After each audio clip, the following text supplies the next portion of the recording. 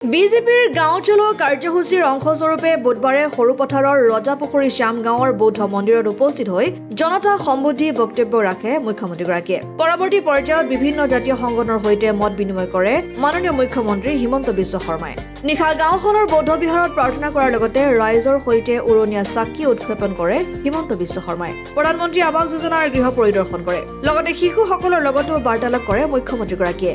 দুটি শিশুৰ কবিতা পাঠে মুগ্ধ কৰে মুখ্যমন্ত্ৰী হিমন্ত বিশ্ব শৰ্মাক। নিশা গাঁওখনৰ 10 গৰাকী জ্যেষ্ঠ নাগৰিকৰ সৈতে আহাৰ গ্ৰহণ কৰে মুখ্যমন্ত্ৰীয়ে। আহাৰ গ্ৰহণৰ পিছতে ৰজাপুখুৰী শ্যাম গাঁৱৰ ভাস্কৰ শ্যাম গোহাঁইৰ ঘৰত নৈশ যাপন কৰে হিমন্ত বিশ্ব শৰ্মাই। আজি গাঁও চলো অভিযানৰ অংশ হিচাপে মই এই গাঁৱত ৰাতি নিশা কটাম।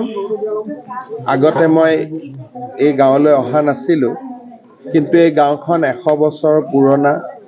আমাৰ খুব ভাল পৰম্পৰা আছে, বৌদ্ধ ধৰ্মৰ পৰম্পৰা। অত্যন্ত স্বচ্ছতাৰে পৰিপূৰ্ণ এখন গাঁও আৰু ৰাজ্যৰ বাসীৰ বাবে এখন আদৰ্শ গাঁও। ইয়াতে পৰ্যটকসকলো আহে বিভিন্ন সময়ত, আৰু ময়ো ইয়াত আহি খুব ভাল পাইছোঁ। ৰাতি ইয়াতে থাকিম, ৰাতিপুৱা আপোনালোকক আকৌ লগ পাম, আৰু ৰাতিপুৱা একেলগে মোৰ লগত আপোনালোকে আহিব মৰ্ণিং ৱাক কৰি।